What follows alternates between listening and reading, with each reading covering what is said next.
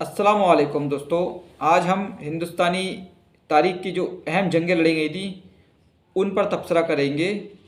तो ये जंगें भी आमतौर पर पूछी जाती हैं, तो उन पर हम आपको तबसरा करेंगे। तो यानी कि importance battle of Indian history. ठीक है, शुरू करते हैं। इसकी जीके में क्या है। तराइन कप की पहली जंग कब हुई थी? तो ये 1192 में हुई थी।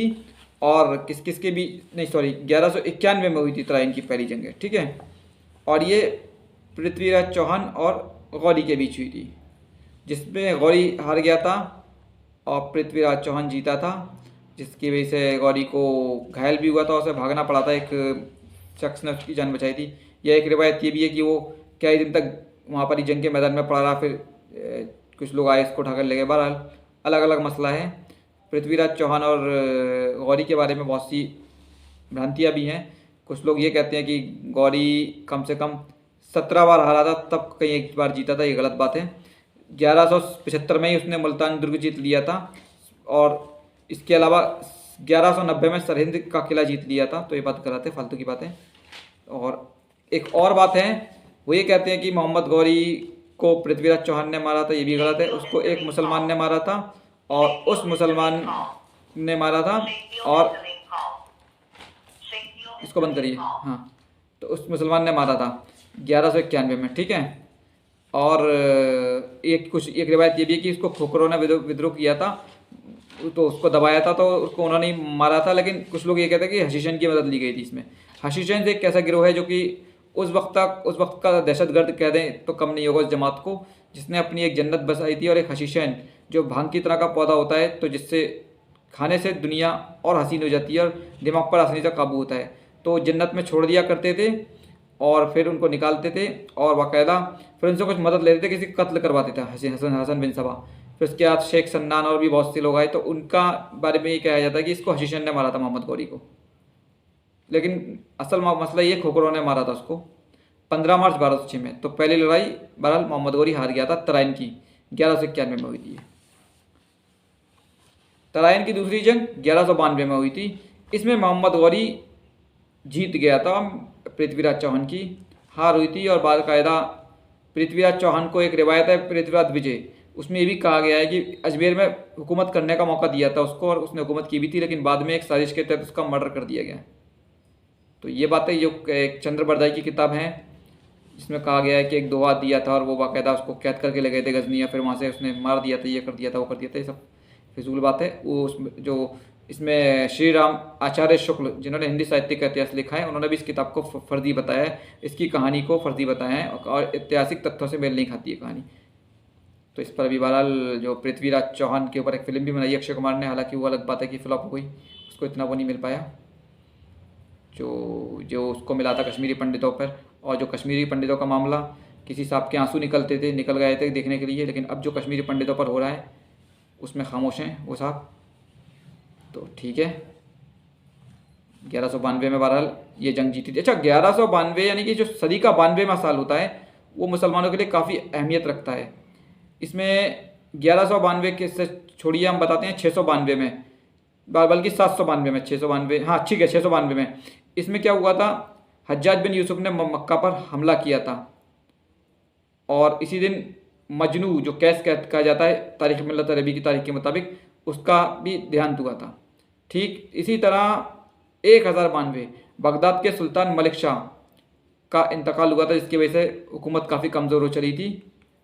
और इसी तरह 1192 तराइन की दूसरी लड़ाई में मोहम्मद गौरी जीता।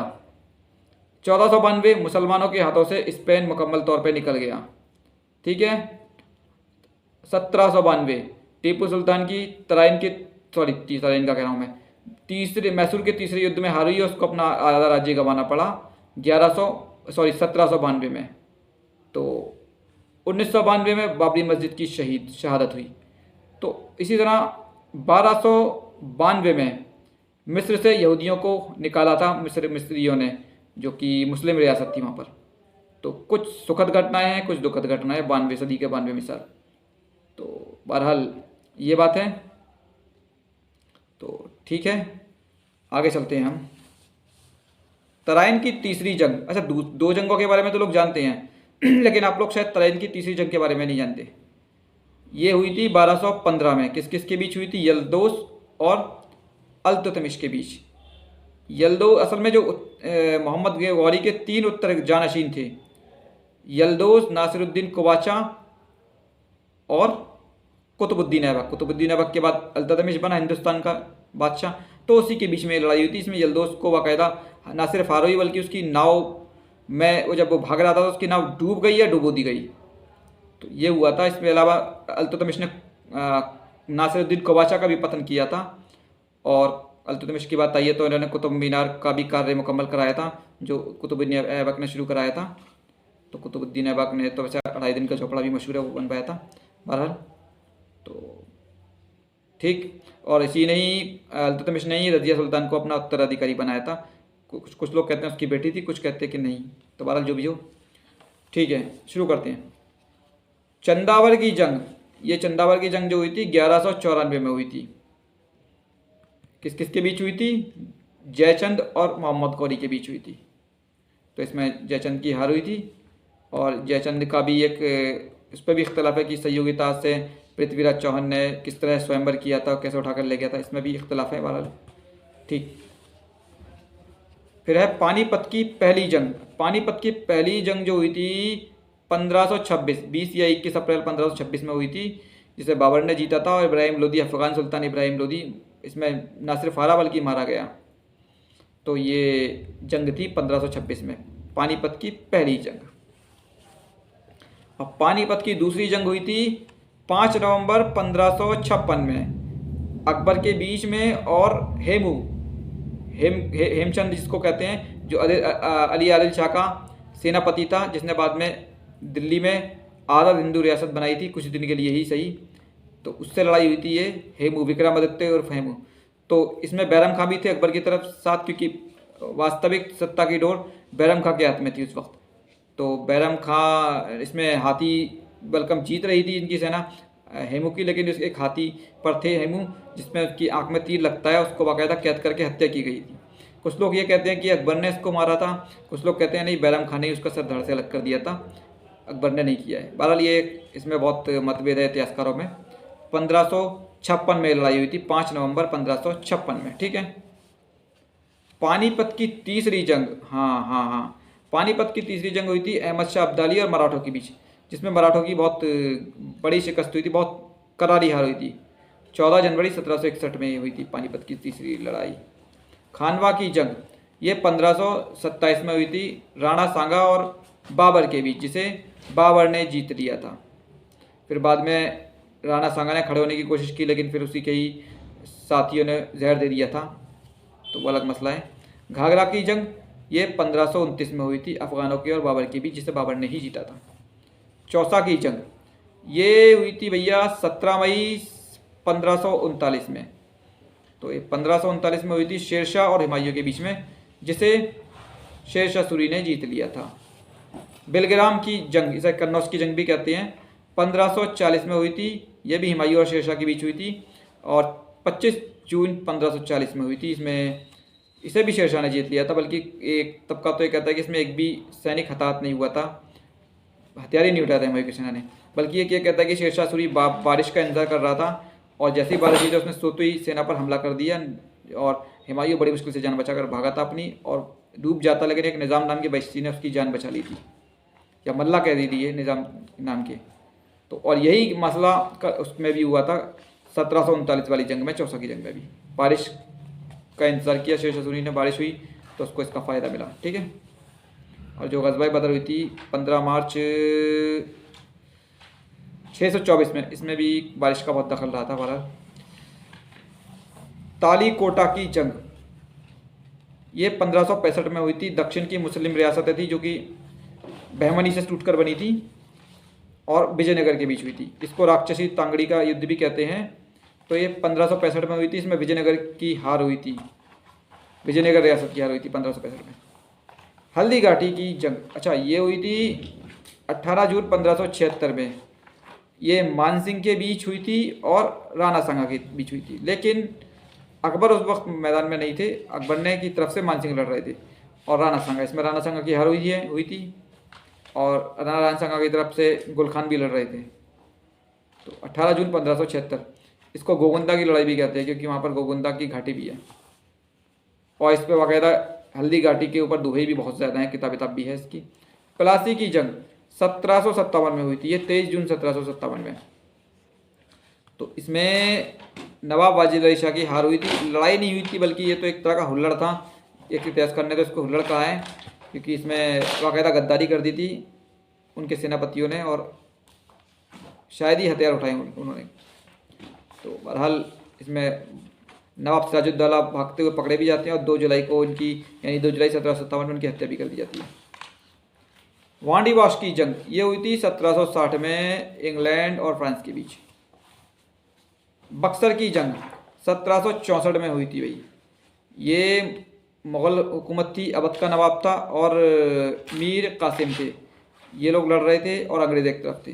22 अक्टूबर 1764 में हुई थी और 4 या 5 घंटे ये जंग चली थी और अंग्रेज़ों की जीत हुई थी। फिर बाकायदा इलाहाबाद की संधि हुई थी जिसमें कुछ शाह आलम से कुछ जागीरें ली गई थी, कड़ा की और पता नहीं किस किस की, तो उसका मामला है। ठीक है, चंदेरी की जंग ये हुई थी, चंदेरी नहीं सॉरी असीरगढ़ की जंग हुई थी 1601 में। असीरगढ़ की जंग हुई थी 1601 में और चंदेरी की जंग का नाम आ ही गया है तो मैं बता दूं, ये हुई थी 1528 में। मेदिनी राय इसमें हार गया था, मेदिनी राय इसमें हार गया था। बाबर और मेदिनी राय के बीच लड़ाई हुई थी ये चंदेरी की, इसमें मेदिनी राय हार गया था। और जो असीरगढ़ की जंग थी ये अकबर के बीच हुई थी, अकबर था और दक्षिण की रियासत थी। ये अकबर का आखिरी अभियान था असीरगढ़ का। अच्छा, हिंदुस्तान और चीन की जंग कब हुई थी? 1962 में। 20 अक्टूबर 1962 में चीन ने अचानक हिंदुस्तान पर हमला कर दिया और 21 नवंबर 1962 में उसने एक तरफा युद्ध विराम किया। और आज भी कहा जाता है कि दिल्ली जैसे 15 शहर बसेंगे, इतना हमारी ज़मीन कब्जा है चीन के पास। तो ये बात है। बहरहाल इसकी कुछ मसले अब थे, एक तो दलाई लामा को शरण दे दी थी, दूसरी कुछ रियासत का मतभेद, सीमाओं का मतभेद था वगैरह वगैरह। अच्छा, हिंदुस्तान पाकिस्तान की पहली जंग कब हुई थी? 1948 में, जब कबायलियों ने कश्मीर को आज़ाद कराने के लिए कश्मीर पर हमला किया और महाराजा हरी सिंह थे, फिर जल्दबाजी में उन्होंने हरी सिंह ने सरेंडर किया और फिर बाकायदा भारतीय सेना ने इनको खदेड़ा और फिर तब तक पाकिस्तान कब्जा चुका था काफ़ी कश्मीर। तो यही तय हुआ यूएन में मामला पहुंचा कि जो जिसके कब्जे में है, जब तक मामला सॉल्व नहीं हुआ था वो उनके ही कब्जे में रहेगा। तो ये 1948 की बात है, ये अक्टूबर 1948 में जंग हुई थी। अच्छा, हिंदुस्तान पाकिस्तान की दूसरी जंग कब हुई थी? ये 1965 में हुई थी, इसमें वीर अब्दुल हमीद भी मारे गए थे, शहीद हुए थे। तो ये बात है। तो इसमें भी इस जंग को ही पाकिस्तान ने हिंदुस्तान ने जीता था। हालांकि इसमें मतभेद भी है, कुछ पाकिस्तान अपने आप को जीतों को बताता है, हिंदुस्तान अपने आप को, लेकिन ये हकीकत बात यही है कि इसको जो है हिंदुस्तान ने ही जीता था। लेकिन लाल बहादुर शास्त्री ने जो समझौता किया उस समझौते में पाकिस्तान को फ़ायदा हुआ। यही है कि उनका काफ़ी विरोध भी किया गया था। 1965 में ये जंग हुई थी। हिंदुस्तान पाकिस्तान की तीसरी जंग, इसमें तो कोई शक नहीं है, 1971 में ये जंग हिंदुस्तान ने जीती थी और बांग्लादेश का वजूद हुआ था, बांग्लादेश की वजह से ये जंग लड़ी गई थी। तो इसमें बाकायदा जुल्फ़िकार अली भुट्टो आए थे, शिमला समझौता हुआ था 3 जून 1972 में। तो पाकिस्तान की बहुत ही करारी हार हुई थी और 91,000 सैनिकों को आत्मसमर्पण करना पड़ा था उनके जनरल समेत, जनरल न्याजी के साथ। तो ये बहुत अपमानजनक हार थी पाकिस्तान की। कारगिल जंग, इसको भी हिंदुस्तान ने जीता था, 1999 में हुई थी ये जंग। हिंदुस्तान पाकिस्तान की कारगिल जंग ये थी चौथी जंग थी। लेकिन इसमें एक प्रॉब्लम ये हुई थी कि कारगिल में घुसपैठ करना ये सुरक्षा की बड़ी चूक थी उस वक्त की अटल बिहारी सरकार की। बहरहाल फिर वो खदेड़ा हमारी आर्मी ने, लेकिन ये घुसपैठ होना बहुत बड़ी चूक थी सुरक्षा व्यवस्था के लिहाज से। वैसे काफ़ी चूकें हुई हैं उस दौर में, तो अटल बिहारी सरकार में तो एक विमान हाईजैक किया था 24 दिसंबर 1999 में, फिर बहुत खूंखार आतंकवादियों को छोड़ा था, मौलाना मोहम्मद मसूद अजहर और मुश्ताक अहमद जरगर, उमर शेख जैसे खूंखार आतंकियों को छोड़ा। और फिर 8 सितंबर 2001 में जम्मू कश्मीर विधानसभा पर हमला हुआ, फिर उससे भी नहीं सबक लिया। 13 दिसंबर 2001 में इन्होंने संसद को निशाना बनाया आतंकवादियों ने। तो इसी तरह कुछ फौजी कैंप पर भी हमला हुए और मंदिरों पर भी हमले हुए। अक्षरधाम मंदिर 19 सितंबर 2002 में हुआ और रघुनाथ मंदिर 2002 में हमला हुआ। तो ये सुरक्षा की बहुत चूक है। और इसी तरह गुजरात दंगा ये भी तभी हुआ था 2002 में ही। और एक बड़ा भूकंप आया था गुजरात में उस वक्त, तो उसी में ही केशुभाई पटेल को हटाया जिसमें धांधली वांधली हो रही थी, फिर मोदी को लाए। फिर ये मोदी के ही मतलब जब वो सीएम थे उन्हीं के सीएम रहते हुए दंगा हुआ था। तो ये बात है। बहरहाल हम बात कर रहे थे कारगिल की लड़ाई, तो ये 1999 में हुई थी। बहरहाल अटल बिहारी वाजपेयी ने सड़कों का जाल बिछाया देश के अंदर। शेरशाह सूरी के बाद अगर किसी ने सबसे ज़्यादा सड़कें बनाई हैं तो अटल बिहारी वाजपेयी ने ही बनाई हैं। और इसके अलावा परमाणु परीक्षण किया 11 मई 13 मई 1998 में, तो ये अच्छी उपलब्धि है। इंदिरा गांधी के बाद उन्होंने ही किया था परीक्षण। ठीक, आरटीआई पे भी उन्होंने बहुत कोशिश की लेकिन उसको कानून नहीं बना पाए। खैर आगे चलते हैं। और ग्रामीण स्वरोजगार योजना, शहरी स्वरोजगार योजना भी उन्हीं की देन है। हालांकि उनके दौर में एक विवादित कानून बना था पोटा, जिसका काफ़ी विरोध हुआ था और जिस पायलट को फंसाया था पोटा के तहत वो निर्दोष साबित भी हुआ था। फिरोज नाम था उसका। मैसूर की पहली जंग हुई थी 1767 से लेकर 1769 के बीच हुई थी। इस जंग में हैदर अली ने अंग्रेज़ों को हराया था और मद्रास को 3 तरफ से घेर लिया, लेकिन वो उनको खदेड़ भी देता, मद्रास से ही भगा देता, लेकिन उसको डर था कि कहीं निज़ाम और मराठे पीछे से हमला ना कर दें, तो इसलिए समझौता कर लिया उसने। हालांकि इसमें जीत हैदर अली की हुई थी और यही समझौता आगे चल के भारी पड़ा। अभी आ रहा है जिक्र। मैसूर की दूसरी जंग ये 1780 से लेकर 84 के बीच हुई थी और इसमें टीपू सुल्तान और अंग्रेज़ों के बीच समझौता हो गया।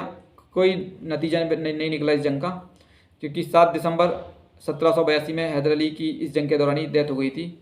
तो ये बात है, ये जंग वाला हैदर अली की बदौलत ही ये जंग का नतीजा नहीं निकला, वरना तो टीपू होता तो हार जाता। मैसूर की तीसरी जंग ये जंग हुई थी 1792 में। इसमें टीपू सुल्तान की करारी हार हुई थी और अपने आधे वजह से हाथ धोना पड़ा था। मराठे अंग्रेज़ निज़ाम एक तरफ थे इस जंग में और टीपू अकेला था। और इसी तरह चौथी जंग में तो टीपू सुल्तान की 1799 में जो हुई थी न सिर्फ हार होती है बल्कि शहीद भी हो जाती है। ये भी अंग्रेज़ों के बीच हुई थी और टीपू के बीच हुई थी। यह है करनाल की जंग, ये 1739 में हुई थी। नादिर शाह और मोहम्मद शाह रंगीले के बीच हुई थी, जिसे नादिर शाह ने जीत लिया था इस जंग को और मुगल बादशाह मोहम्मद शाह रंगीला हार गए थे और फिर तख्त ताउस लूट कर ले गया नादिर शाह। ऐसी सामूगढ़ की जंग ये हुई थी 29 मई 1658, औरंगजेब और दारा के बीच में हुई थी। दारा की हार हुई थी इसमें और फिर उसके बाद ही 8 जून 1658 को औरंगजेब ने शाहजहाँ को बंधक बना लिया था। इसी तरह देवराई की जंग देवराई ये 1659 में हुई थी। 14 अप्रैल 1659 में हुई थी। ये भी दारा और औरंगजेब के बीच हुई थी, जिसे औरंगजेब ने जीता था। धर्मट की जंग ये हुई थी भैया 1658, 15 अप्रैल 1658 में हुई थी। ये दारा और औरंगजेब के बीच हुई थी, इसे भी औरंगजेब ने जीता था। चिनाहट की जंग ये 30 जून 1757 में हुई थी अंग्रेज़ों और मौलवी अहमदुल्ला शाह के बीच, जिससे मौलवी अहमदुल्ला शाह ने जीत लिया था। ये 1857 की बात है, जो गदर चल रहा था। इनको डंका शाह भी कहते थे। बाद में इनको गद्दारी की एक राजा ने और इन्हें गोली से मार दिया। जंगे मच्छीवाड़ा की जंग हुई थी 1555 में। हुमायूं और सिकंदर सूर के बीच हुई थी। हुमायूं ने इसको जीता था और फिर दिल्ली में प्रवेश किया। जंगे कालंजर ये शेरशाह सूरी और राजपूतों के बीच हुई थी 1545 में, जिसे शेरशाह सूरी ने जीत लिया था। लेकिन 22 मई 1545 में एक बारूद फटने से शेरशाह का देहांत हो जाता है। तो ठीक है, इंशाल्लाह फिर मुलाकात होगी। अल्लाह हाफिज़।